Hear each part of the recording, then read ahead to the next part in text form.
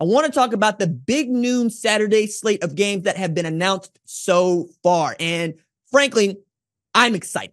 I'm excited because these games have meaning, and each one of these teams could feature in the college football playoff because, you know, we got 12 teams for this here last supper. We got to come up with a really good way of saying 12-team playoff because, Final Four is already taken, right? But I like the last supper because we got 12 disciples. We got the apostles, you know what I'm saying? We're going to get to it. But first, we got September 7th, Texas at Michigan. I'm telling you, Michigan better defend like Bevo planted a Buckeye tree in their front yard along with the for sale sign because it's going to be rough for you, Michigan. There's no getting around it. Y'all had a soft non-conference schedule the last 3 years. Ain't nobody checking for what y'all doing in non-conference. Y'all so not checking for it yourselves, you can extend your quarterback competition in there for 3 years, let alone three games. I'm not checking for it because you could afford to play Bowling Green without anybody on the sideline, frankly. We saw that. You know what I'm saying? You only needed the head coach for 6 games last year. That ain't this year, baby. That ain't this year. And frankly, before we get to Texas, you got to get past Fresno State. And I don't know if you heard this, but Fresno State, they like to show up with ski masks, put the money in the bag. You know what I'm saying? They from California, and y'all just a little too close to Canada. Okay? You know who else from California? Kendrick. Them cats over there. They from California. Okay? Y'all a little too close to Aubrey to be so Drake. You know what I'm saying? You're the champs. You're the champs. I understand that. The Nuggets were the champs. Okay? This feels like a year that's wide open.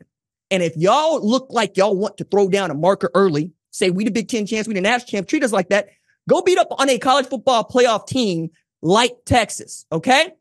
That's the thing here. First and foremost, Jerome Moore needs an opening salvo. He needs a shot. You got Donovan Edwards in the backfield, run him. Figure out what your quarterback situation is going to be, whether it's going to be Jack Tuttle or Alex Orji. Run it. You need Wink Martindale, put the clamps down on defense. I understand you got Will Johnson out there, but him alone ain't going to help you in that secondary. You need Mason Graham, Ken Grant to act like they know somebody that owes them some money over there at the University of Texas. Because Texas, they coming, baby. They coming. I don't like saying it. I'm from Oklahoma. You know what I'm saying? I don't like saying it. But that's just what it is. Texas is good. And Texas, again, you got to travel north of the Mason-Dixon line like you got some freedom to secure. You know what I'm saying? All right? Now, that said, we're all going to heap a lot of pressure on Texas. And you know how it feels when we heap a lot of pressure on Texas. They don't always shoulder the burden like you would expect them to shoulder the burden. They're not exactly Weebay talking about feed my fishes. Okay? Now you got Quinn Ewers coming back. You got Jonte Cook on the outside. You got CJ Baxter. But I'm really interested in what these offensive and defensive lines are going to be because I think that's where the game's going to be won. Right? As quiet as it kept, Steve Sarkisian is really great about getting 1,000-yard backs. Right? Like he's really good about putting Jonathan Brooks's and CJ Baxter's in position to go run roughshod over your front seven and then clip your wings by going over the top. Right? He's got speed on the outside. He's going to have outstanding interior offensive line play. Kelvin Banks going into a draft eligible year. And Quinn Ewers, all he's got to do is stay healthy. If he stays healthy, they got a shot here. They really do. For Michigan, I think this is really me finding out what you got and you showing us what you got, right? Showing us this ain't no fluke, what you did, right? Showing us that you don't need no Connor Stallions to give you a competitive advantage for 3+ years to win a national championship. Also, like not for nothing, but it's not just the Jim Harbaugh left. It's that Jerome Moore had never done this before. We got to find out. We got to see. I'm not going to give this man the benefit of having won the national championship as an offensive coordinator because that's an offensive coordinator. He ain't that no more. He the head coach. Act like it, right? Steve Sarkisian, we're going to see. Because for Texas, it's about breaking through to the next level. It's about getting into the national championship game. And one way to really put a marker down in this 12-team playoff where the playoff selection committee, not even they are going to be able to prevent you from having a good season being out of the playoff, they're going to get it done. I understand that this is going to be a big game for all of us because the Big Ten and the SEC, they got a thing going on. It's either the super conferences, these are the super leagues. I would really like to see who comes out with the edge through September and then see if that translates into playoff competition come December, right? Next on the list, I really want to talk about Alabama at Wisconsin because this game is wildly interesting. It's interesting to me because it would not shock me to find out that both of these teams finished with the same record at the end of the year. However, Nick Saban not being the head coach of Alabama takes a little bit of the polish, if you will, off this game because there's a lot going into this in as far as blue bloods, in as far as winning programs. Like, this is Whiskey's best shot in the Luke Fickell era to throw down a marker, right? To absolutely say, no, we are in the Big Ten and we expect to contend in the Big Ten for championships. Great way to do that is to beat the SEC champ and a team that played in the college football playoff. And not for nothing, but they got to get off on a good foot. Now, they're going to play Western Michigan, directional Michigan.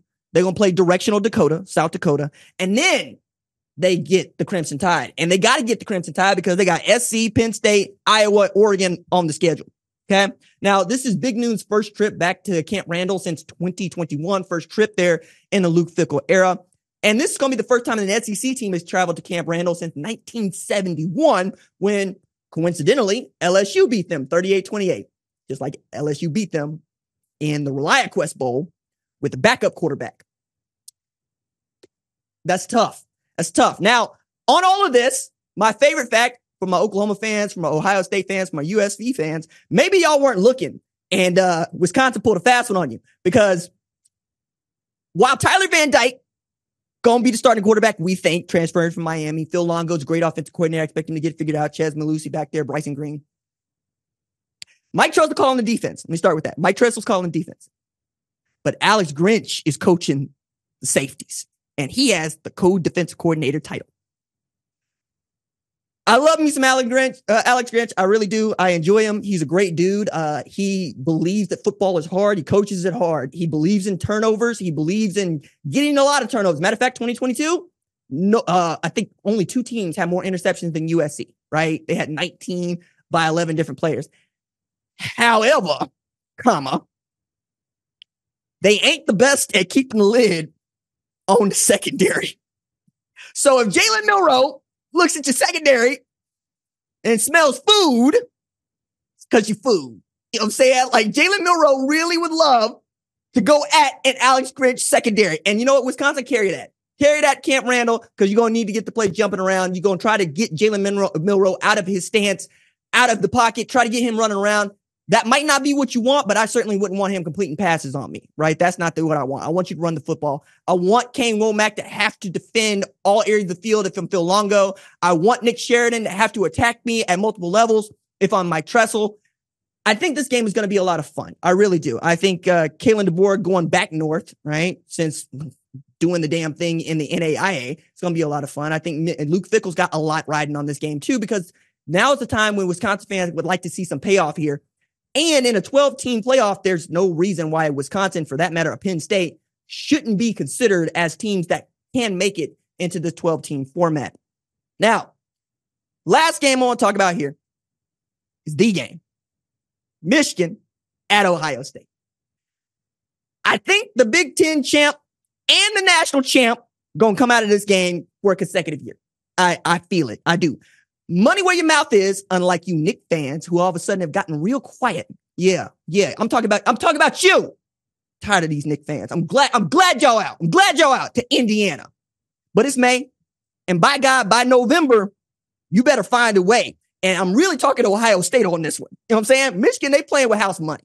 It's not just that I need to see Michigan loosen that Windsor and put some hooks next to some camo and some gold boots for when you feel like they gutter this year. If you understand, you understand. I'm wearing purple now. Okay? That's as far as I'm going to take it. However, Ryan Day needs it. Gots to have it. Gots to have it. Selling out to go get it. Giving it all away. All the chips are in the middle of the table. He showed you the card. They have put together the best roster money can buy. He has put together the best coaching staff he could possibly put together. And he has told anybody that would listen, this is the year. He got to beat the team up north. He got to win the Big Ten championship. He got to win a national championship. And the only way to do that is to go through Michigan. And they ain't been able to do it. Ain't been able to do it since 2019. Okay? He understands what it means. Chip Kelly if you don't understand, you understand now. Same thing with Will Howard if he's starting quarterback, He got a whole bunch of dudes on that roster that are having to hear it now, right? Because Columbus, they don't play about this. Now, let me put it another way. I'm working on this big story for this other thing. But one of the reasons that I find Ohio State interesting is because name, image, and likeness has its way of getting its hands into everybody. At Ohio State, they've always been about winning. Let's put it that way. Let's put it mildly. Also at Ohio State, you can count on damn near $1 billion in revenue to the state of Ohio when the Buckeyes are good. So everybody got a vested interest in the Buckeyes being good. Damn the Cleveland Browns, damn the Cincinnati Bengals, whatever the Guardians are, damn them too. And the Reds, we don't really think about them. The Buckeyes is what we be thinking about, okay? That's what they be thinking about in Ohio. That's what I be thinking about outside of Ohio. That said, how would you feel if you are an Ohio State football player of some repute, knowing that somebody is walking down the street in Columbus giving you the eye, and then that little old ladies are stopping you in the supermarket to go, are we going to beat Michigan this year? Because I can't have this. And you got to listen to her. You can't tell that lady that you out here trying to get some bread and some milk. You got to hear it. You got to hear you ain't got no gold pants. You got to hear you ain't won no Big Ten championship. You ain't got to hear you ain't won no national championship. You got to hear it's been a damn decade since Ohio State won a national championship. I wouldn't be able to live with that. I'd had somebody have to pay. Somebody have to pay. And it would have to be Michigan because that's the only thing, right? That's all there is left to do here. I'm so excited for that. Now, since I got the Fox, Ohio State ain't won that game. So Michigan fans, I know that y'all got to feel some kind of way about me because I see y'all in the comments. I see y'all in the tweets. Y'all always chirping at me, but I'm your lucky charm. You know what I'm saying? Somebody got to break it here. I've already said I think Ohio State is the best team in college football going to 2024. Going to start the year as the #1 ranked team in the country and should get to the 12-team playoff just by playing through their damn schedule, no matter what happens in the game against Michigan. I can tell you this, though. It's going to really be hard for Ryan Day to stick around in Columbus if he loses to Michigan, wins a national championship, but didn't beat Michigan to win it.